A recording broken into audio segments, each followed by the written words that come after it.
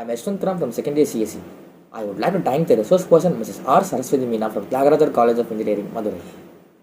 She clearly explained the importance of algorithm in real-time application, and she also delivered the content related to recent applications in deep learning. It was really informative and useful. I would also like to thank our management, head of department and coordinators for arranging such a wonderful lecture. Thank you. My warm greetings. I am Sahanalini S from second year CSCA section, and we attended a 7-hour guest lecture on analysis of algorithms, which was taught by Saraswathi Meena ma'am from Thiagarajar College of Engineering and Technology.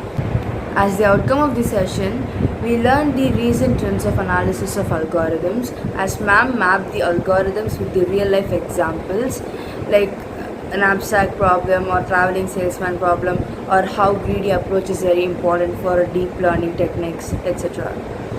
The lecture was not just PPT oriented, but ma'am solved the problems on the board and made us solve them along with her, which was very effective.